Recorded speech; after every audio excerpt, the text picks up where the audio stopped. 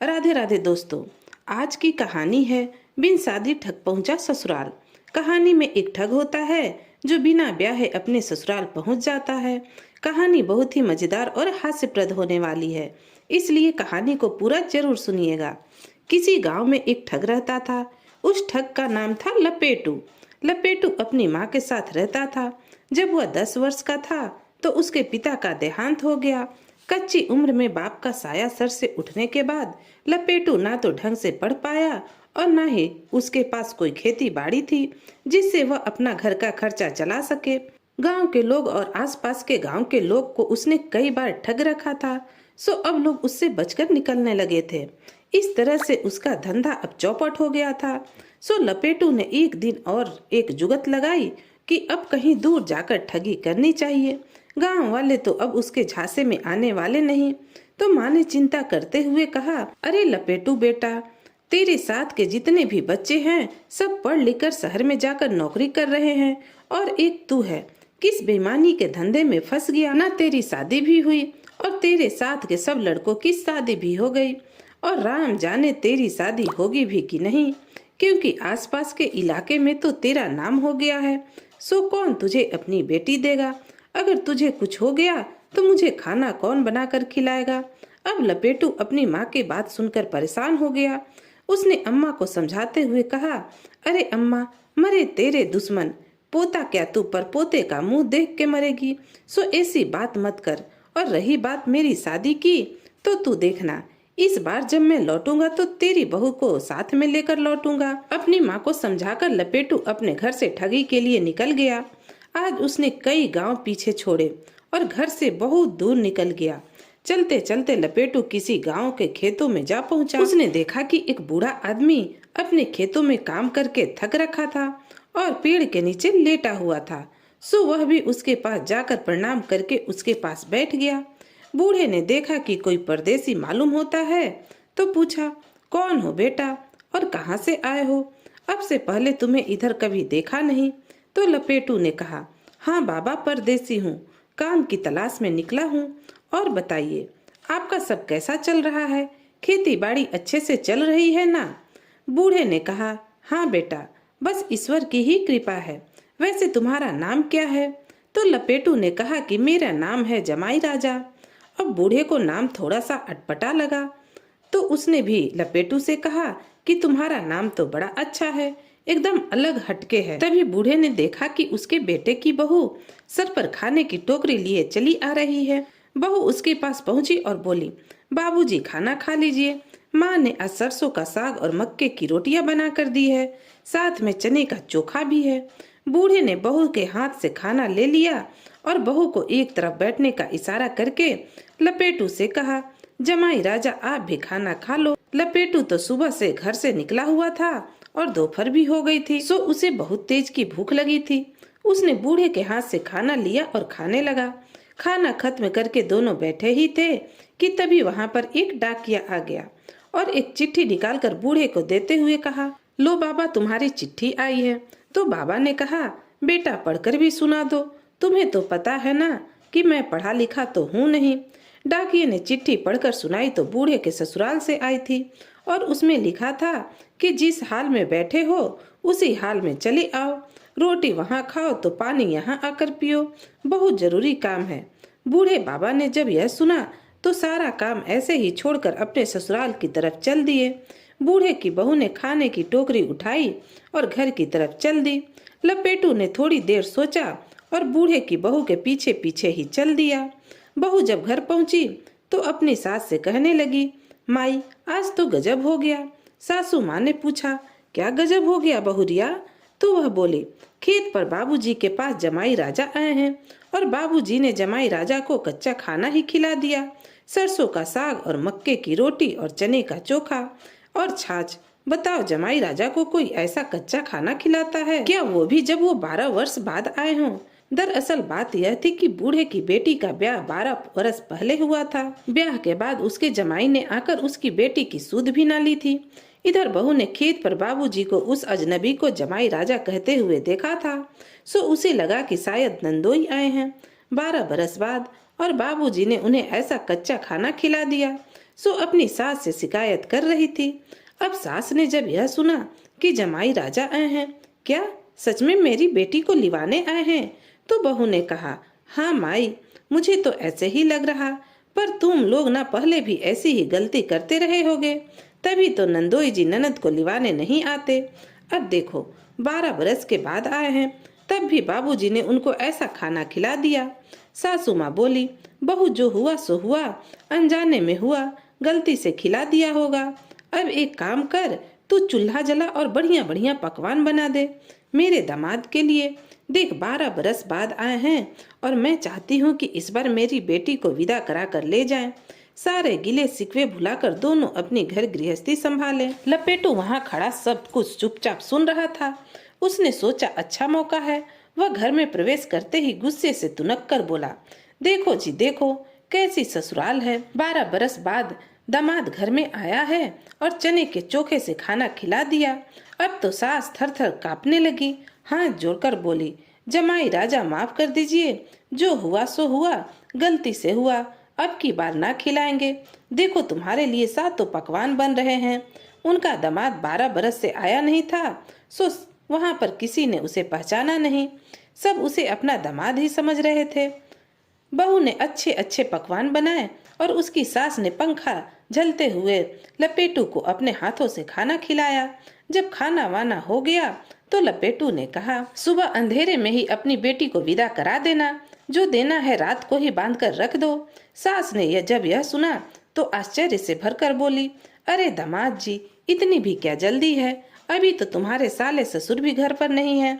आराम से दिन में खाना वाना खाकर जाना, जब तुम्हारे साले और ससुर आ जाएं, वह पास के ही गांव में किसी काम पर गए हैं, कल वापस आ ही जाएंगे। लपेटू ने जब यह सुना तो उसे अपनी चाल फेल होती दिखी। उसने गुस्से में भरते हुए कहा, देखो माँ जी, मैं इतने सालों बाद आया हूँ, अगर अपनी बेटी को विदा कराना है तो अंधेरे अंधेरे में ही कर देना, नहीं तो फिर बिठा कर रखो अपनी बेटी को। फिर तो सास डर गई और बोली, ठीक है जमाई राजा, जैसा आप कहो। अब बुढ़िया की बहू ने उनको समझाते हुए कहा, माँ जी देख लो, नंदोई जी 12 बरस बाद आए हैं, तुम ऐसे नखरे कर रही हो, ननद जी को विदा करने में जरा सोचो। 12 साल तो बीत गए, अगर यह गुस्सा होकर चले गए और फिर 12 वर्ष न आए तो क्या सारी जिंदगी ननद जी को घर में बिठा के रखोगी? मैं तो कहती हूँ कि जैसे नंदोई जी कह रहे हैं वैसे ही करो, क्या जाता है अंधेरे अंधेरे में विदा कर दो। सास ने बहू की बात सुनी तो उसे भी जच गई, बोली, हाँ बहू, तू सही कह रही है, कल जल्दी से जो कुछ बेटी को देना है वह दे देते हैं, वैसे भी हमारे यहाँ कोई कमी थोड़ी है। दोनों सास बहू लग गई सामान बांधने में, कपड़े लत्ते जेवर खाने पीने का सामान बांधकर टिका दिया। उधर बुढ़िया की बेटी भी बड़ी खुश हो रही थी कि 12 साल बाद उसका पति उसे लिवाने आया है, सो अब मैं किसी की ना सुनूंगी, अपने पति के साथ अपने घर जाऊंगी। और वह बेचैन होने लगी कि अपने पति की एक झलक तो देख लूं, 12 बरस से जो देखा नहीं था। अब उसने जैसे ही लपेटू को देखा, उसका दिल जोर जोर से धड़कने लगा। हाय हाय, मेरा पति कितना सुंदर है। अब उसकी बेटी का खुशी का कोई ठिकाना न रहा। वह भी अपने ससुराल जाने की तैयारी करने लगी। इधर सास बहू ने सारा सामान रात में ही बांध कर रख दिया। अगले दिन सुबह अंधेरे में ही लपेटू उठकर बैठ गया और अपनी सास से बोला, माई, अब हम चल रहे हैं, हमें विदा कर दो। ननद को खूब दुल्हन की तरह अच्छी तरह से उसकी भाभी ने सजाया और दोनों को अंधेरे अंधेरे में खूब दान देकर विदा कर दिया। जाते हुए लपेटू ने कहा, माई, दान तो तुमने बहुत खूब दिया अपनी बेटी को, पर बताओ लेकर कैसे जाऊंगा? मेरे पास तो कोई सवारी भी नहीं है। तुम्हारे घर में किसी चीज की कमी नहीं है? जब इतना ही दिया है तो एक घोड़ी भी दे दो, घर पहुंचकर नौकर के हाथ भिजवा दूंगा। मैं खुद भी बड़ा खुददार आदमी हूँ, घोड़ी रख कर नहीं बैठूंगा। अब सासू माँ क्या करे, घोड़ी भी दे दी। घोड़ी पर सारा सामान लेकर लपेटू अंधेरे में ही घर से निकल गया। इधर जब बूढ़ा घर पहुंचा तो उसने अपनी घोड़ी को वहां बंधा ना देखा तो बुढ़िया से पूछा, आज मेरी घोड़ी कहाँ चली गई? सो बुढ़ी ने गुस्सा करते हुए कहा, अरे घोड़ी की याद आ रही तुमको? अपना करने का पछतावा नहीं हो रहा? बूढ़े ने कहा, ऐसा मैंने क्या कर दिया भाई जिसके लिए मुझे पछतावा हो? बूढ़ी बोली, कल जमाई राजा खेत पर आए तो तुमने उनको रूखा सूखा ही खाना खिला दिया, घर आकर पकवान खिलाना चाहिए था। तो बूढ़े ने कहा, जमाई राजा खेत पर आए थे। बुढ़िया ने चहक कर कहा, हाँ कल आए तो थे, बहुरिया ने बताया था, नहीं तो मुझे भी पता नहीं चलता। अब बहुरिया उन्हें घर न लिवा कर आती तो एक तो 12 साल बाद आए और फिर तुमने रूखा सूखा खिला दिया। देखो मैंने बात को कैसे कैसे संभाला। मैंने उनसे माफी मांगी और शाम को पकवान बनाकर उनको खिलाया और बेटी को भी विदा कर दिया। अब जाने का कोई साधन उनके पास नहीं था, सो मैंने घोड़ी को भी उनको दे दी। कल को ही लौटा देंगे, नौकर के हाथ कह रहे थे। अब बूढ़े ने जब सुना तो अपना माथा पीट लिया। बोले, अरे बेवकूफ औरत, वह कोई जमाई राजा नहीं था, उसका नाम जमाई राजा था। तुमने किसी अजनबी के साथ अपनी बेटी को कैसे विदा कर दिया? मेरे आने का इंतजार तक नहीं किया। तो बुढ़िया बोली, वह गुस्सा हो रहे थे, बोल रहे थे कि अंधेरे अंधेरे में ही विदा कर दो। सो मैंने भी सोचा 12 बरस बाद आए हैं, अगर फिर से गुस्सा होकर चले गए तो पता नहीं कितने बरस बाद लौटेंगे। सो मैंने भी वही किया जो उन्होंने मुझसे कहा, अंधेरे अंधेरे में ही अपनी बेटी की विदाई कर दी। हाय रे मेरी किस्मत, मेरी बेटी ना जाने किस हाल में होगी। बुढ़िया छाती पीट पीट कर रोने लगी। घर में मातम का माहौल छा गया। बूढ़े ने कहा, रोने धोने से कोई फायदा नहीं, हमें उसे ढूंढना चाहिए। सब लोग ढूंढने के लिए निकल गए, चारों तरफ खोजा पर कहीं पता न चला। उधर लपेटू लड़की और सामान के साथ घोड़ी पर बैठा चला जा रहा था। इतने सामान के साथ उसे घोड़ी पर बैठने में असुविधा हो रही थी। सो उसने अपने मन में विचार किया कि कहीं कोई गाड़ी, तांगा या इक्का मिल जाए तो कुछ बात बने, सफर आसान हो जाएगा। अब वह कुछ दूर चले तो उसे एक तांगा खड़ा दिखाई दिया।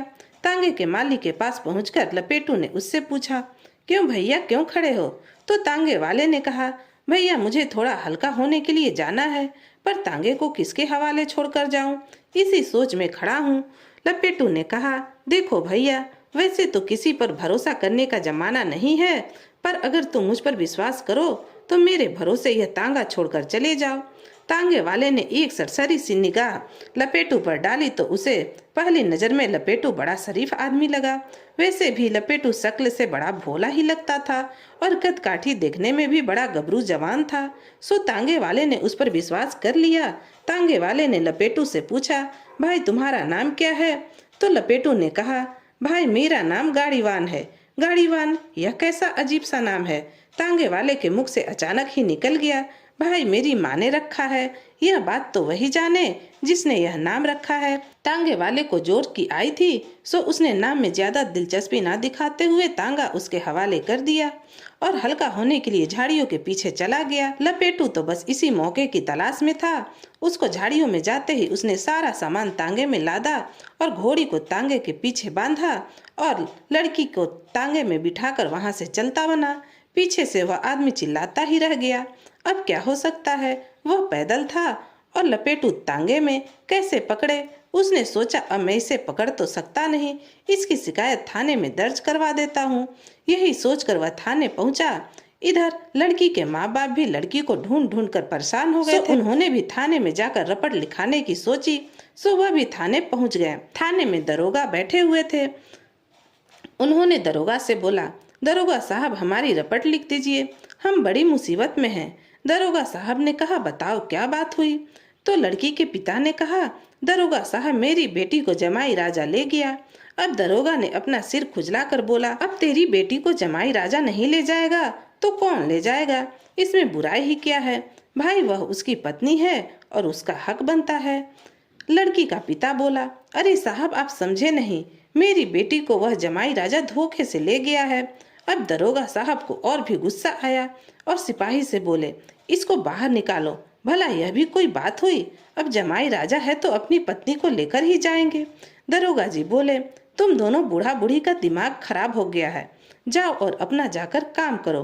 अभी कुर्सी पर बैठे ही थे कि तभी तांगे वाला भी रोता फिरता चला आया और बोला, साहब मेरी रपट लिख दीजिए। दरोगा साहब ने कलम उठाते हुए कहा, हाँ बताओ क्या समस्या है? गाड़ीवान बोला, साहब गाड़ीवान मेरी गाड़ी लेकर गया है। अब दरोगा साहब ने फिर अपना सिर पीट लिया, अरे भाई गाड़ीवान ही तो गाड़ी चलाते हैं, इसमें दिक्कत क्या है? तांगे वाला समझाते हुए बोला, अरे साहब आप समझ नहीं रहे, मेरे तांगे को वह गाड़ीवान ले गया। दरोगा साहब ने अपना माथा पीट लिया और बोले, आज किन बेवकूफों से पाला पड़ा है। एक को अपनी बेटी के जमाई राजा के साथ जाने में परेशानी हो रही है और दूसरे को गाड़ीवान के गाड़ी चलाने से। कैसे कैसे पागल आज मेरे थाने में इकट्ठे हो गए। गुस्से में आकर दरोगा साहब ने कहा, भगाओ इनको यहाँ से, ना माने तो 2-4 डंडे लगा दो। अब दोनों बेचारे परेशान होते हुए अपने घर की तरफ चल दिए। इधर लपेटू गाड़ी से सामान लिए अपने घर आ पहुंचा और घर के दरवाजे पर पहुंचकर अपनी माँ को आवाज दी, अरे माँ, जरा थाल सजा कर लाओ, देखो तुम्हारी बहू को लेकर आया हूँ। माँ को पहले यकीन न हुआ, फिर जब लड़की को लपेटू के साथ खड़े देखा तो दौड़कर अंदर से थाल सजा कर ले आई। बेटे बहू की आरती करके घर के अंदर ले गई। अब लपेटू ने अपनी माँ को सारी बात बता दी। लड़की भी समझ गई थी कि लड़का एक ठग है और उसने सोचा कि मायके में भाभीियों के ताने सुनने से अच्छा है कि वह इसकी पत्नी ही बनकर रहे और अपने ससुराल मानकर जिंदगी जिए। अगले दिन गांव के मंदिर में ही दोनों की शादी करवा दी गई। अब दोनों खुशी खुशी अपना माँ के साथ सुख पूर्वक रहने लगे। लपेटू ने भी अब ठगी धंधा छोड़कर एक बिजनेस शुरू किया और ईमानदारी से अपना काम धंधा करने लगा। तो दोस्तों, कहानी यहीं पर समाप्त होती है। आपको यह कहानी कैसी लगी कमेंट करके जरूर बताइएगा। कहानी पूरा सुनने के लिए आप सभी का बहुत बहुत धन्यवाद। तो मिलते हैं एक नई कहानी के साथ। तब तक के लिए राधे राधे।